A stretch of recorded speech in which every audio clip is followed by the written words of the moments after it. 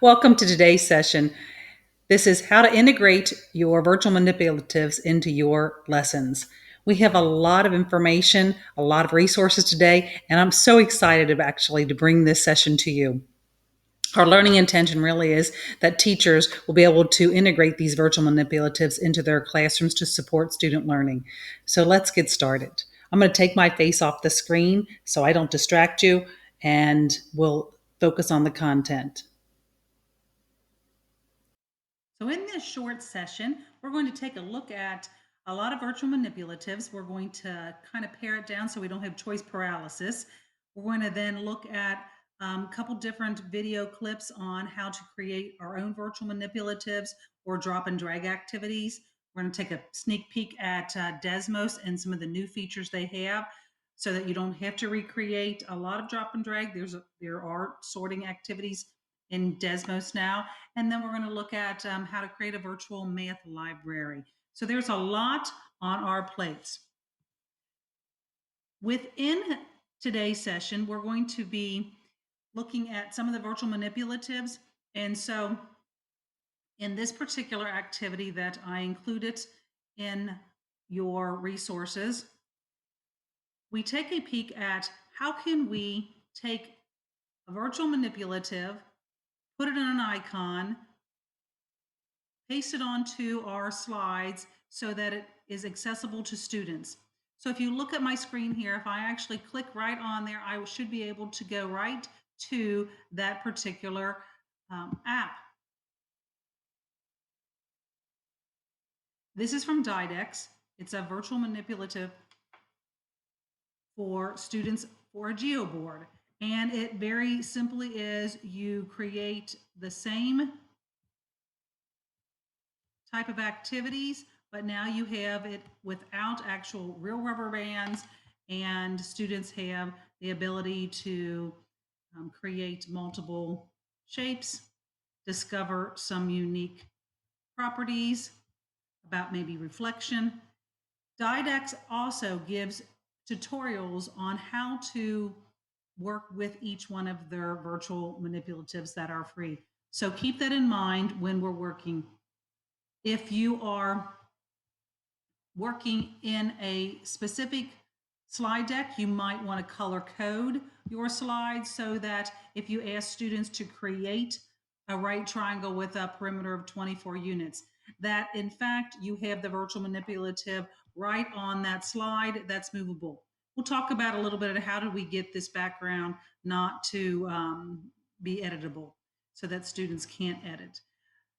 Keep in mind that you also can use your snipping tools or a screenshot tool so that students can then just add that to when they work on it independently and put it into a screen sharing format so that students can see other students' work.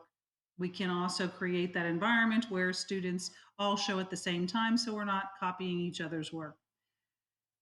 Creating color-coded slides is a nice managing way to have students be in certain groups or in pacing out the lesson. Now, if we continue on, I want to make sure that you know where you can find these tools. So where are all the resources that we're going to be sharing today? There is a central page that you should keep and make a copy of. This is where all of the information is housed. And within this set of resources, there are additional resources found in slide decks within the middle school and high school virtual manipulatives and math library shareable slides. The last slide in that is actually where some of the slide decks that you'll see here, like the GeoBoards.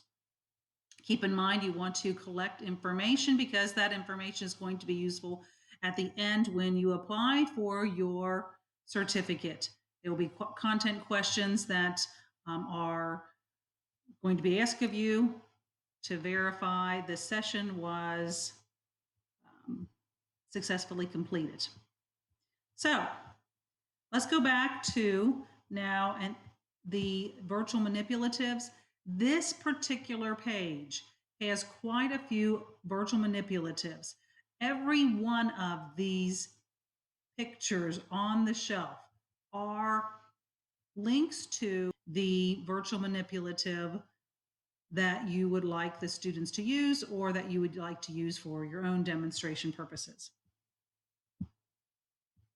On this page, I also have included two of the calculators that come from Desmos, which are the approved calculators for our state testing. So if you're going to be having students use a calculator, then you might think about ones that are already approved. This guide here is the teacher's guide for you to look over to see what other restrictions might be there. This is a lot, so there's choice paralysis. We don't want to create choice paralysis. And so even though you're going to have access to all of this, I recommend that you make it your own. This is what the slide deck looks like. That is the link on that training guide. And it will force you to make a copy of it so that you have your own in your Google Slides. This last slide is in fact where the additional slide decks and activities are available to you to keep. If I was going to make it my own, was thinking through my particular content standards and that I would like my students to be participating in this CSA sequence, concrete, semi-concrete, representational, before the abstract. So as you transition from having students work in home or in the classroom, the concrete manipulatives, whether they're the objects that they're putting in their hands or the virtual manipulatives, are a starting point for new information and new learning. This concrete, semi-concrete, abstract instructional sequence enables students to develop a conceptual understanding prior to learning procedures. The use of CSA or CRA, sometimes referred to, instruction enables students to make connections and provide a graduated framework for learning. So during each phase of instruction, explicitly link the concrete and pictorial representations with the symbolic and abstract representation. That is part of our main purpose to develop a conceptual understanding of math. Keep in mind that this instructional sequence is a framework of multiple representations to help our students understand these concepts or the procedures in mathematics.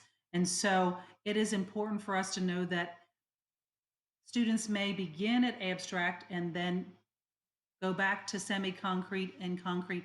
And at any given age, they should be allowed to draw pictures, make sense of the mathematics, pull out manipulatives of their choosing to help them. Dr. Sarah Powell explained this and this sequence and how it fits into the progress monitoring. I'll include that in our resources. Now, I would be remiss if I didn't talk about this. We should just take a moment to recognize that sometimes manipulatives are misused. Just because the students have access to them during the lesson doesn't mean that the relationship between the manipulative and the mathematics is made by the student. I recall reading the book Teaching Student-Centered Mathematics that these relationships must be created by the student in their own minds and imposed on the manipulatives or model used to represent this concept. Secondly, we need to understand that creating a rigid framework to use manipulatives only as the teacher uses them is missing the point. All we've done is replace one rote procedure with another. And lastly, the most common misuse of manipulatives is to tell the students which manipulatives to use. Exposing them to multiple uses of multiple manipulatives is different than dictating which one should be used for them to make sense of the math concepts. In the end, it's the student that needs to choose if a different manipulative is needed for their understanding. All of this points to the use of appropriate tools strategically by the student. In the Standards for Mathematical Practice, number 5 talks about this, that the students can use the pictures or drawings or objects to help solve the problem. And so it's that student choice. And that's where we need to make sure that we provide them with multiple opportunities and multiple types of manipulatives. And so that's why we had so many on our shelf. Virtual manipulatives have the added bonus that they don't take up a lot of space. They're easier to manage than the concrete ones, and they're less likely to be sailing across the room. And I know that is one of the reasons many teachers will say, I don't pull out manipulatives because they inherently create disruptions in my classroom. Virtual manipulatives don't have that same impact on the culture of the classroom. But we do know that as teachers, we need to know the benefits of using them. They need to be purposefully placed.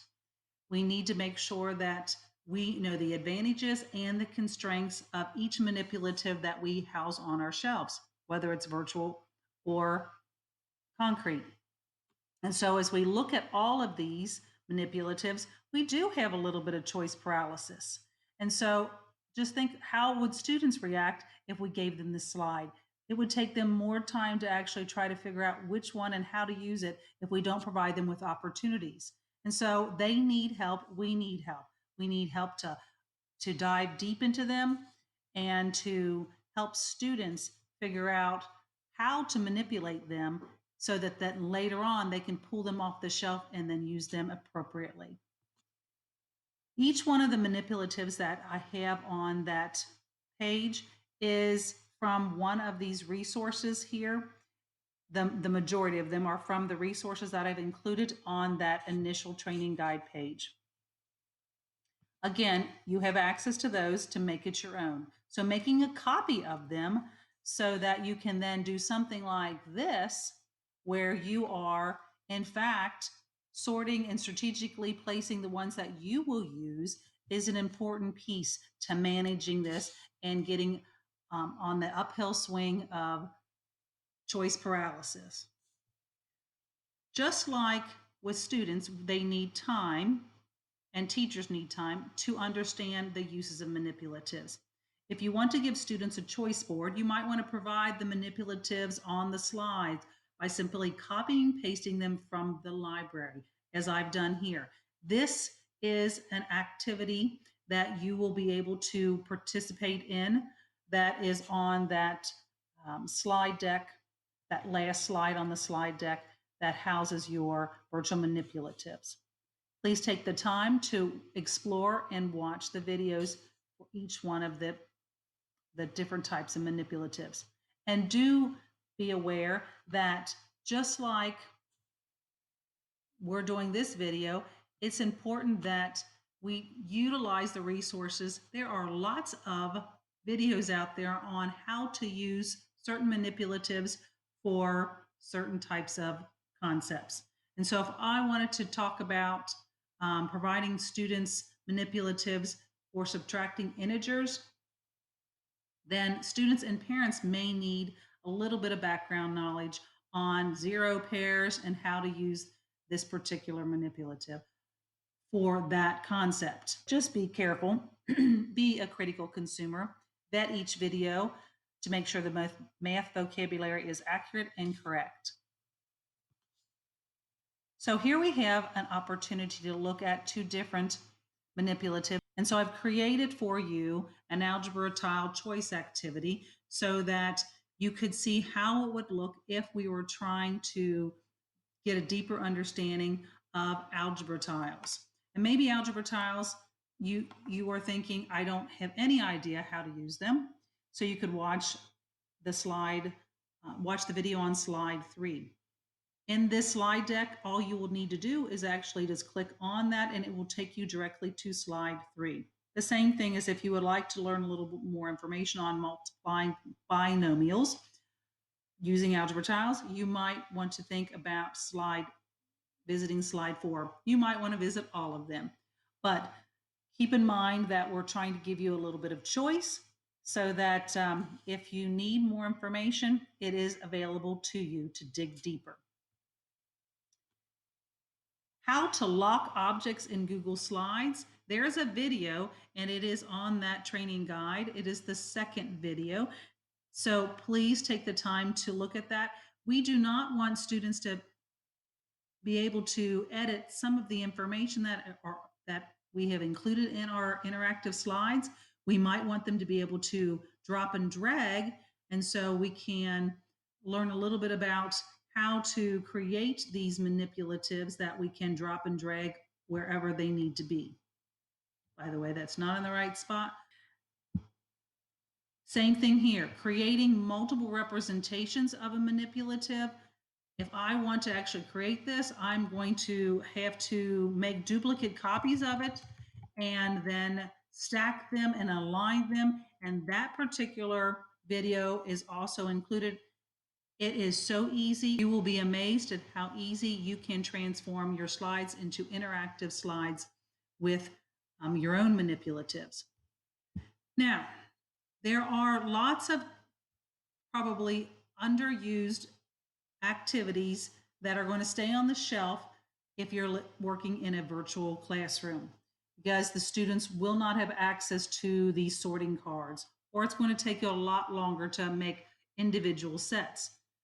That would be a little bit crazy. So I tried to figure out if there's a way for me to digitize some of my pre-existing work, and I realized there's a lot of cutting and snipping and pasting and dragging, and I realized it might take a little more time than I have.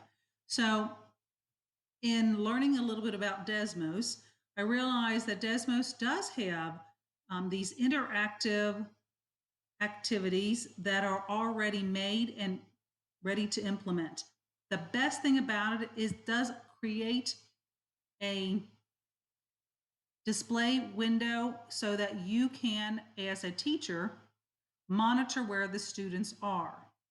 And in doing so, this dashboard has a coding system that you should be able to monitor at what point the student is incorrect, where they are. But the other part is that if you do not want students to go too far ahead, you could stop them or pause them at a certain location. You could have all students working together or students working independently. And students will have the ability to go back and forth and enter this activity and revise their thinking. Many of these are created with Dan Myers working with Desmos to help us understand the importance of student discourse, revising their thinking, but doing it on an online platform. Notice that in Desmos, they do have a distance learning. And in that distant learning, when you're learning about Desmos, you will have the opportunity to have activities that are already sorted by grade level for you or content. So that if I would like something that is supported in an online platform, these particular modules or lessons are already sorted for you. Now, the last thing that we are going to talk about before we exit today and give you the opportunity to investigate for the remaining portion of the hour is the virtual library. These are just samples of books, and each one of these books will take you to a book where it is read aloud, so students have the opportunity to explore. Just like the virtual manipulatives, if you wanted to take a book and you wanted them to read it during one of your lessons or include it in one of your lessons, you can copy the icon and then paste it onto another slide. And there is the book. You can then enlarge it or shrink it to fit your needs. The best thing about this virtual library is it's editable for you. You can copy also any of the posters and include them in your virtual environment. I would recommend that instead of having the books read by an outside source, that you do one a little better. You read the book, record yourself reading it with the students, and then add it to your virtual library based on the books that you have. Just know that we are all in this together, that we want you to make this your own. So that's why all of these are in a documents and links that are course copies so that you create your own copies in your own Google. In order for you to access your certificate, you just need to go to step 2, click on that bit.ly link that's in that hyperlink in step 2, and remember all the notes that you've taken from this video as well as the other 2 videos in number 2 and number 3. Those videos will contain information that will help you pass the certificate assessment, and then your certificate will be emailed to you. Please make sure you put your email correctly into the form. Otherwise, that email and your certificate go somewhere else. I'm not sure where, but go somewhere else, and you will not have access to it. You'll have to redo the assessment. Thank you for taking the time to learn about virtual manipulatives, but more importantly about how you can integrate them into your lessons.